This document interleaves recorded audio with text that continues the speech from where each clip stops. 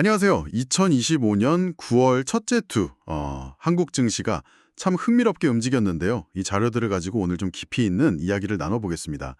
변동성이 꽤 컸던 한 주였는데 여기서 우리가 뭘 봐야 할까요? 네, 이번 주 분석의 핵심 질문은 이거예요. 주 초반에 그렇게 급락했던 시장이 어떻게 그렇게 극적인 V자 반등을 만들어냈을까 하는 점이죠. 특히 외국인 투자자들 이들의 심리가 어떻게 변했고 이게 또 코스피랑 코스닥에는 어떻게 다르게 영향을 줬는지 이걸 좀 파헤쳐 보겠습니다. 그야말로 상저하고 그렇죠. 주 초반엔 확 내렸다가 주 후반엔 쭉 올랐어요. 시작은 그 미국 고용지표 때문에 좀 불안했었는데 예상 밖의 결과가 나오면서 완전 반전이 있었죠. 자, 이 흥미로운 한 주간의 시장 속으로 한번 들어가 보시죠. 먼저 전체적인 그림부터 좀 볼까요?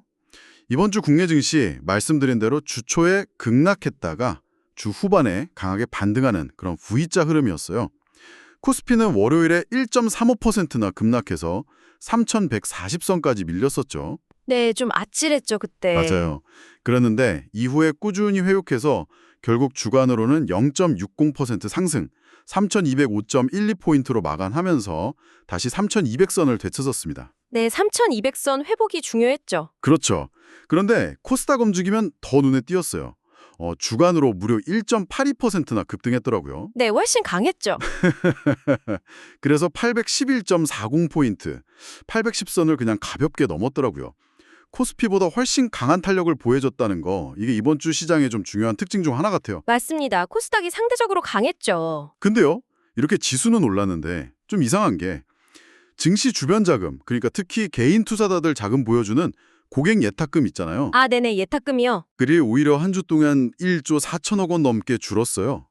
벌써 3주 연속 감소세라는데 이건 시장이 반등하는데도 투자자들은 여전히 좀 신중했다. 뭐 이렇게 봐야겠죠. 네, 그 해석이 맞습니다.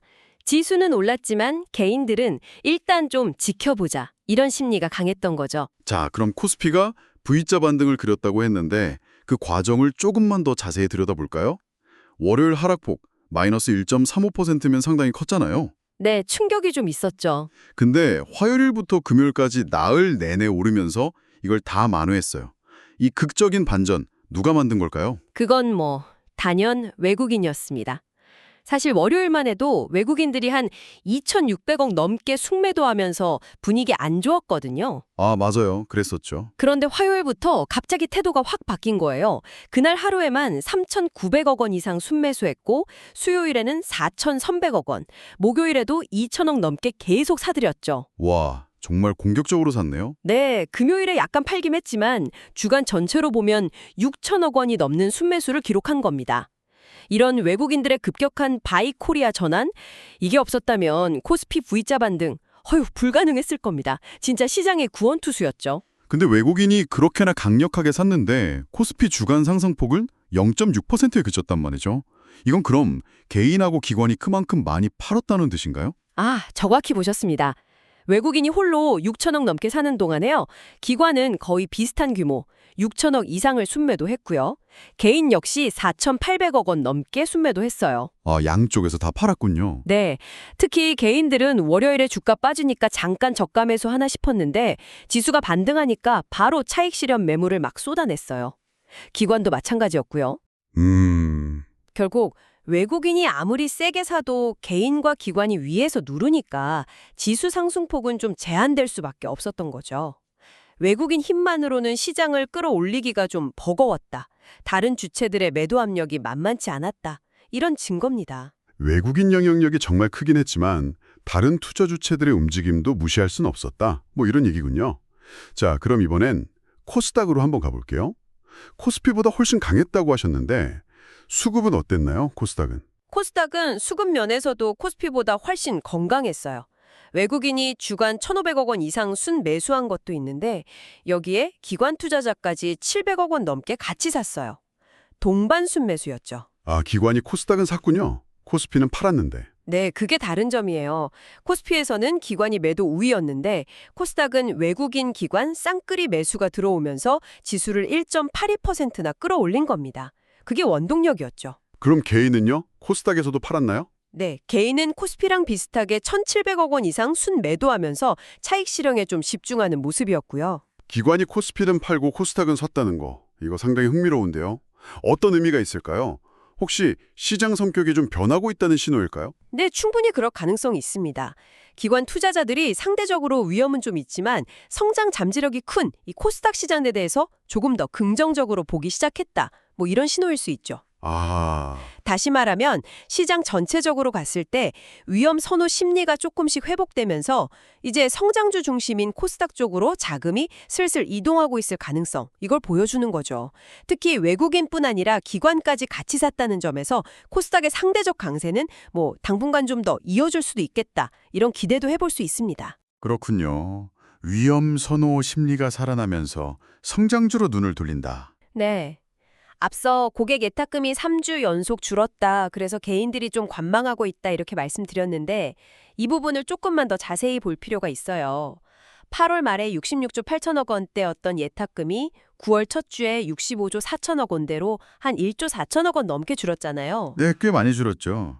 이건 분명히 시장 참여가 좀 소극적이다. 변동성이 크니까 일단 좀 지켜보자. 이런 심리가 강해진 걸 보여주는 거죠. 그런데 재밌는 건요. 예탁금은 줄었는데 소위 B2, 빚내서 투자하는 규모를 보여주는 신용융자 잔고는 오히려 늘었어요. 아, 맞아요. 그게 또 특이점이죠. 네, 8월 말에 21조 8천억 원대였는데 9월 5일에는 22조 1천억 원대로 약 3천억 원 가까이 증가했더라고요. 예탁금 감소랑 신용잔고 증가는 서로 반대 신호 같은데 이건 어떻게 봐야 할까요? 바로 그 부분이 현재 시장의 좀 복잡한 단면을 보여주는 아주 중요한 지표라고 생각합니다. 예탁금이 줄었다는 건 전반적인 투자 열기가 조금 식었거나 아니면 큰돈 넣기보다는 일단 관망하겠다 이런 심리를 반영하는 거고요. 네, 근데 동시에 신용잔고가 늘었다는 건 레버리지를 써서라도 단기적으로 수익을 내겠다 이런 공격적인 투자 수요는 여전히 살아있다는 뜻입니다. 아, 단타 수요 같은 건가요? 그렇죠. 즉 시장 전체적으로는 좀 신중론이 우세하지만 일부 투자자들은 여전히 이 변동성을 기회로 보고 단기 매매에 아주 적극적으로 나서고 있다. 시장 참여자들 사이에서도 이 온도차가 꽤 크다. 이걸 보여주는 대목이죠. 그렇군요. 전체적인 분위기와 일부 공격적인 움직임이 공존하는. 네, 맞습니다. 자, 그럼 이번 주 시장의 이런 여러 움직임들, 이걸 만들어낸 근본적인 동력은 뭐였을까요? 역시 가장 결정적인 변수는 미국 고용 지표였습니다. 아, 역시 그거였군요. 네.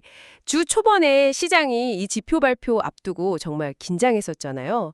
예상보다 너무 잘 나오면 연준이 테이퍼링, 그러니까 자산 매입 축소 시기를 확 앞당길 거다. 이런 우려 때문이었죠. 네, 다들 그거 걱정했죠. 그런데 막상 딱 발표된 걸 보니까 8월 비농업 부문 고용자 수 증가폭이 시장 예상치를 크게 밑돌았어요. 어라?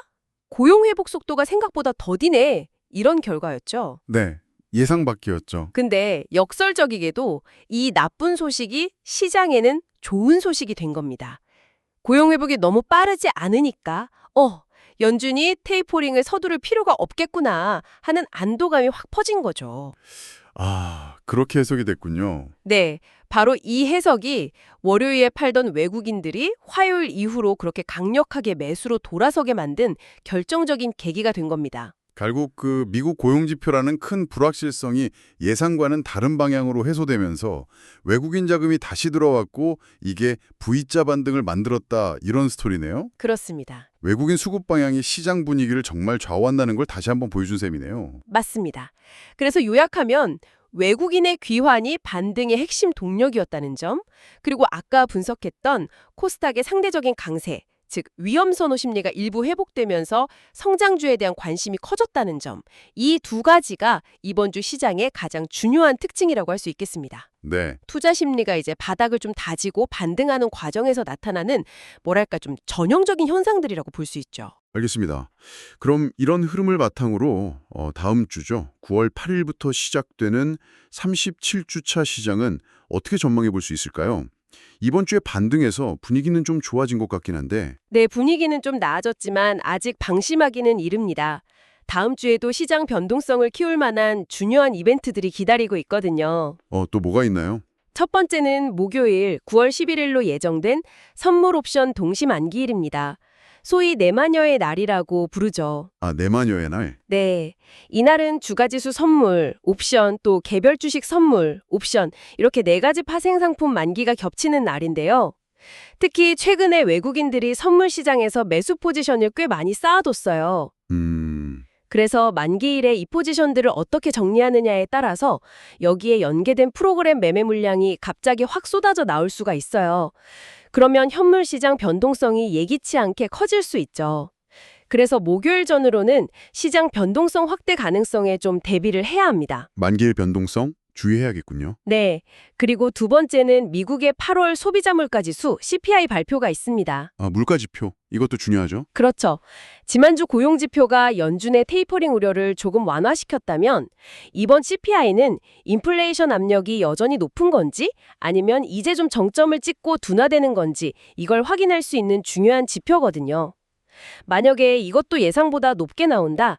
그러면 인플레 우려가 다시 커지면서 연준 통화 정책에 대한 경계감이 또 높아질 수 있고 이건 증시에 부담이 될 수 있습니다. 그렇겠네요.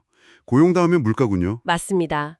그리고 마지막으로 제일 중요한 건 역시 외국인 수급의 연속성입니다. 아, 결국 또 외국인이군요. 네, 이번 주 반등을 이끈 그 외국인 순매수 기조가 다음 주에도 계속 이어질 거냐, 이게 시장 방향을 결정할 핵심 변수라고 봐야죠. 만약 외국인 자금이 꾸준히 들어온다면 증시는 좀 더 올라갈 수 있겠지만 만약 매수세가 약해지거나 다시 매도로 돌아서면 시장은 또 조정을 받을 수 있습니다. 네. 그리고 이와 관련해서 원달러 환율 움직임도 중요해요. 원화가 강세, 그러니까 환율이 좀 내려가면 외국인 자금 유입에는 더 유리하게 작용할 수 있겠죠. 알겠습니다. 자, 그럼 정리는 좀 해보겠습니다. 2025년 9월 첫째 주는 미국 고용지표라는 큰 고비를 남기면서 외국인 매수세 덕분에 극적인 V자 반등에는 성공했지만 코스피와 코스닥의 온도차, 그리고 개인과 외국인 기관의 엇갈린 행보가 좀 두드러졌던 한 주였다. 이렇게 볼 수 있겠네요.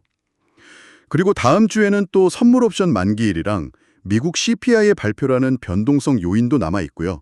그렇다면 이 모든 분석이 지금 듣고 계신 여러분께 시사하는 바는 뭘까요? 네, 이번 주 반등으로 최악의 상황은 벗어났나 하는 안도감은 좀 있지만 여전히 좀 살얼음판을 걷는 듯한 장세가 이어질 가능성이 높다고 봅니다. 다음 주 이벤트 결과에 따라서 시장 방향성이 또 흔들릴 수 있으니까 섣부를 낙관은 좀 경계해야 하고요. 네, 신중해야겠군요. 다만 시장이 가장 두려워했던 불확실성 중 하나, 그 미국 고용 충격을 비교적 잘 흡수했다는 점은 그래도 좀 긍정적으로 볼 수 있을 것 같습니다. 그럼 투자 전략은 어떻게 가져가야 할까요? 전략적인 측면에서 보면요. 지금은 막 상승세를 따라 추격 매수하기보다는 다음 주에 있을 이벤트들을 소화하는 과정에서 혹시 나타날 수 있는 단기 조정을 오히려 좀 매수 기회로 활용하는 접근이 유효해 보입니다. 아, 조정 시 매수 기회로? 네. 특히 이번 주에도 확인했듯이 외국인 수급이 꾸준히 들어오는 종목, 그리고 앞으로 실적이 좀 좋아질 것 같다, 이런 기대감이 높은 업종 중심으로 관심을 두되 시장 변동성을 생각해서 한 번에 다 사기보다는 좀 나눠서 분할 매수하는 지혜가 필요해 보입니다. 네, 분할 매수. 그리고 아까 말씀드린 코스닥의 상대적 강세가 계속될지 좀 주목하면서 성장주 비중을 어떻게 조절할지도 한번 고민해 볼 만하고요. 알겠습니다. 오늘 2025년 9월 첫째 주 한국 증시의 아주 드라마틱했던 반전, 그리고 그 뒤에 숨겨진 이야기들을 정말 깊이 있게 나눠봤습니다. 거시경제 지표 하나하나에 시장이 얼마나 민감하게 반응하는지, 또 그 안에서 외국인 투자자들의 힘이 얼마나 큰지 다시 한번 느낄 수 있었네요. 하지만 다음 주 역시 중요한 변수들이 많은 만큼 계속해서 좀 긴장하고 시장을 지켜봐야 할 것 같습니다. 네, 마지막으로 청취자 여러분과 함께 좀 생각해 볼 질문을 하나 던지고 싶습니다. 이번 주에요, 외국인하고 기관은 특히 코스닥에서는 적극적으로 매수에 나섰잖아요. 네, 그렇죠. 반면에 개인 투자자들은 예탁금을 줄이면서 좀 신중한 모습을 보였단 말이죠. 네, 그렇죠. 이렇게 시장 참여 주체별로 위험과 기회를 다르게 인식하고 행동하는 이유, 이게 뭘까요? 그리고 이런 온도 차이가 현재 시장 상황과 또 앞으로의 방향성에 대해서 우리에게 어떤 메시지를 던지고 있다고 생각하시는지요? 잠시 시간을 내서 한번 곱씹어 보시면 시장을 이해하는데 또 다른 관점을 얻으실 수 있지 않을까 생각합니다. 네, 정말 깊이 생각해 볼 만한 질문입니다. 시장 참여자들의 심리를 읽는다는 건 참 언제나 중요하고도 어려운 숙제인 것 같습니다. 오늘 분석 정말 감사합니다. 투자 관련 고지, 본 내용은 정보 제공을 목적으로 하며 특정 종목이나 투자 전략을 추천하는 것이 아닙니다. 모든 투자의 최종 결정과 책임은 투자자 본인에게 있습니다. 시장 상황은 예측 불가능하게 변동할 수 있으므로 투자 결정을 내리시기 전에 반드시 충분한 정보를 검토하시고 필요시 전문가의 조언을 구하시기 바랍니다. 제공된 데이터는 신뢰할 만한 출처에 기반했지만 완전성이나 정확성을 보장하지는 않습니다.